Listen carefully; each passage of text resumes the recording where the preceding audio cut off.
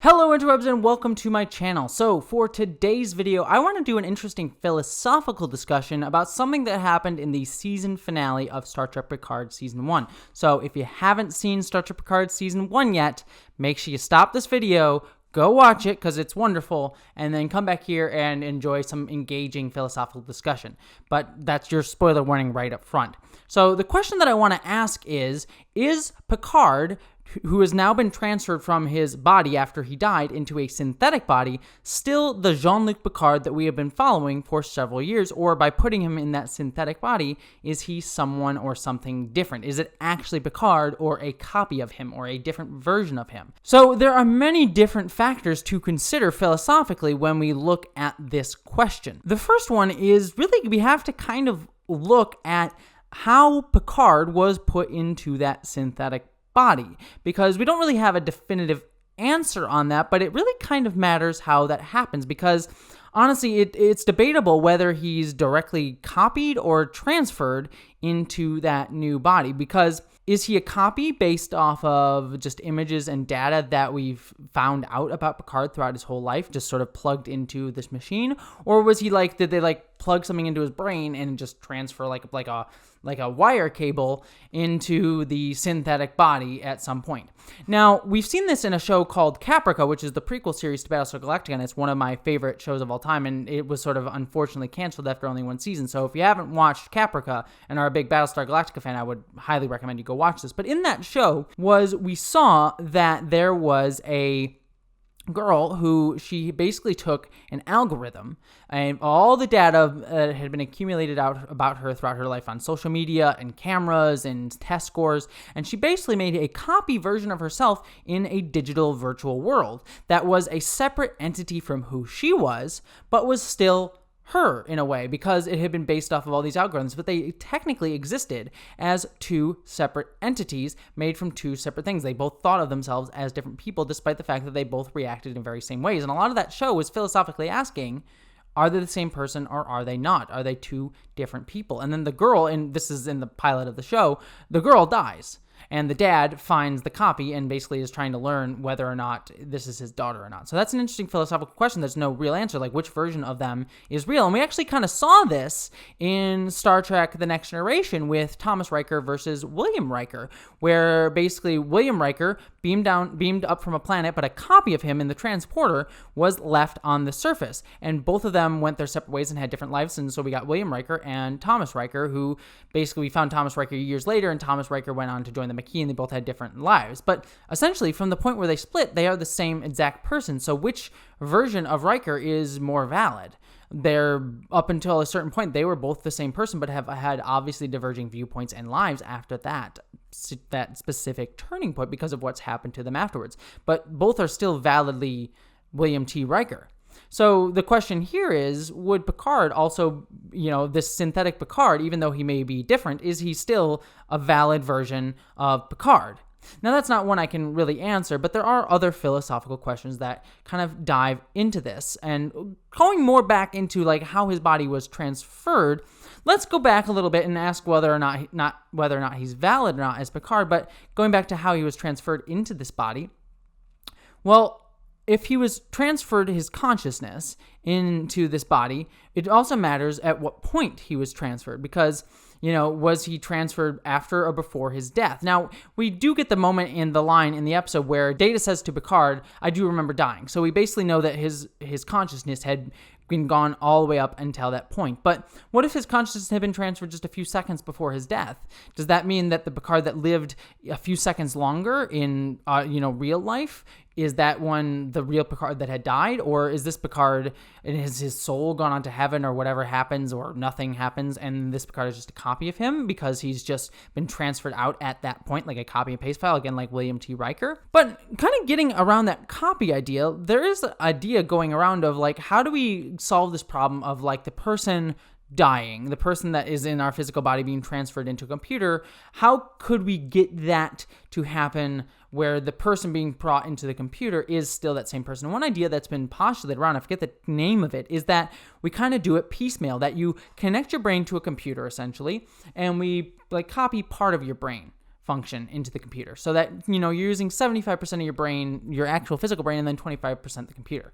Then a little while later, you transfer 50% of your brain power to the computer, so that you're working with 50% of your brain and 50% with the computer. And then you slowly, gradually get it until you get 0% of your brain and 100% on the computer. And then all of a sudden, you're sort of like slowly transferred into this sort of more digitized state. And that would be a more sort of a way where like you're sort of like in this in-between space of you transferring yourself in. And that may be a way where we could kind of copy ourselves into a computer algorithm without fully being just killing the version of ourselves that exists in the physical realm versus the digitized version, that it would still kind of be you because you've kind of done it piecemeal.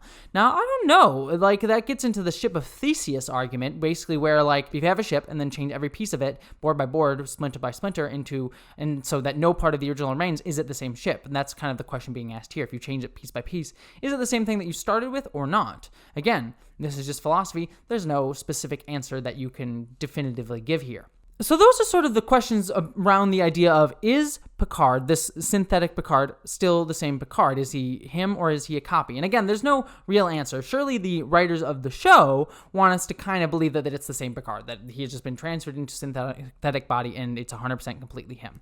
But even if we accept that premise, that this Picard is in fact the Picard that has been copied into this synthetic body, there's still a lot of questions about whether or not this Picard will be the same or will have acted the same as a Picard who had lived in sort of his biological body. Now, first up and foremost, we do know that this synthetic Picard now doesn't have irritmatic syndrome, the disease that was going to kill him eventually and cause him to have dementia, as we saw in All Good Things. Now, he doesn't have to deal with that because he's in a synthetic body and it's been completely removed. They said that in the episode.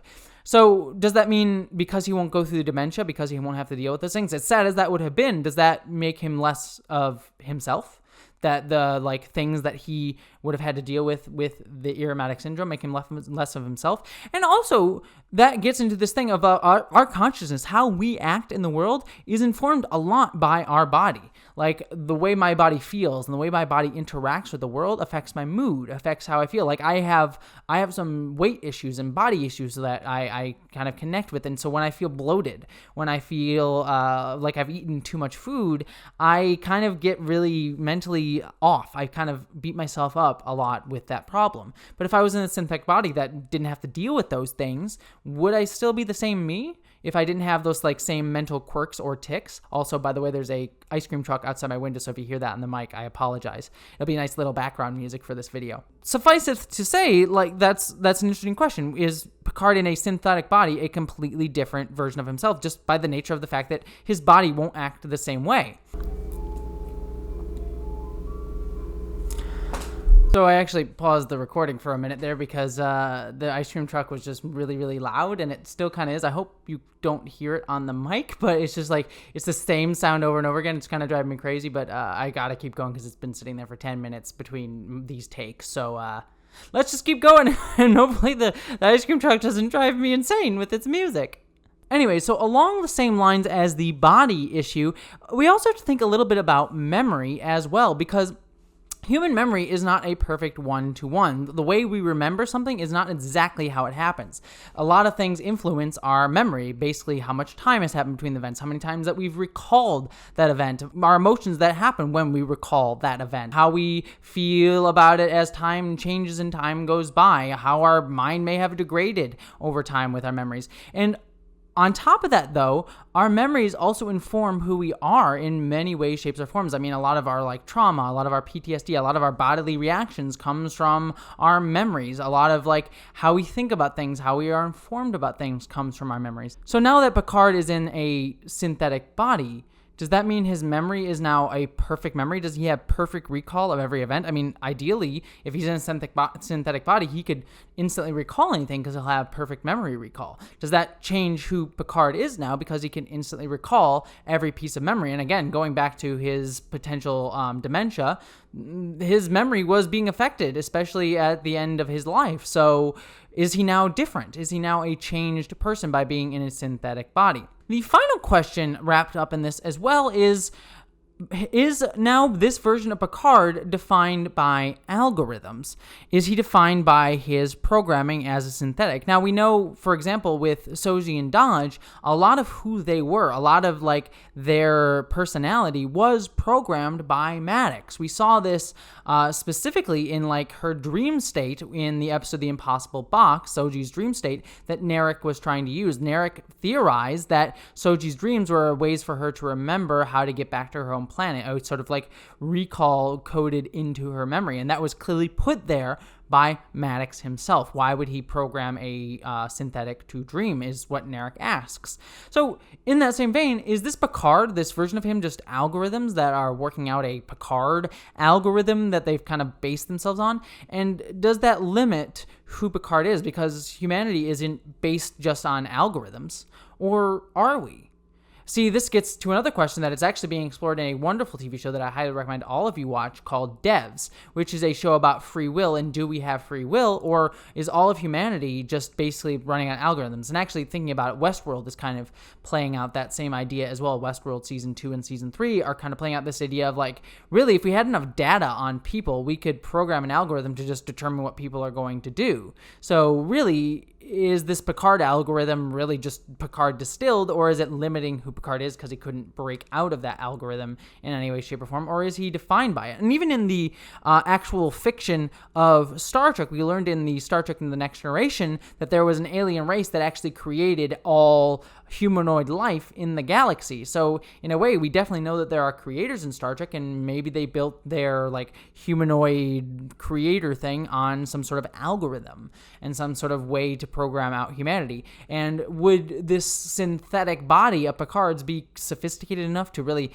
fully capture what this algorithm version of Picard is, or is it again limiting him in some way? These are all questions that I don't think I can answer, and I don't think there's any way to answer them even if we had a ton more information about who this synthetic Picard is. But it is a lot of interesting philosophy behind basically transferring Picard into a synthetic version of Picard, and this sort of question of, is he the same person? And I think hopefully the show will start to explore some of these ideas in Season 2, asking these questions. And in true Star Trek fashion, I hope that the show doesn't actually give us a definitive answer on it, that it just sort of postulates these questions for us to think about, for us to sort of nibble on. And it's certainly, even in the finale, it's already given us a lot of those questions. And so I hope that they start to give us a little bit more pieces of the mystery to that in Season 2.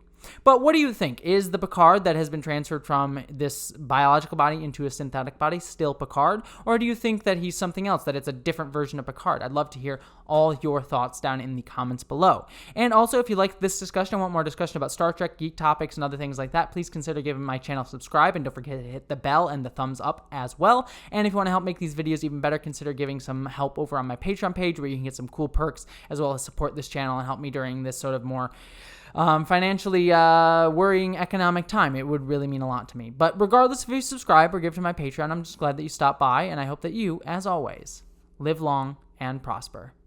And special thanks to my commander level and above Patreons, especially right now: Eli Bergmas, Stefan Schuhart, Boyd and Mary Beth Earl, Wellington Marcus, Lal Lindley, Marika Kuyechin, Munir Amlani, and Mystic the Monakit.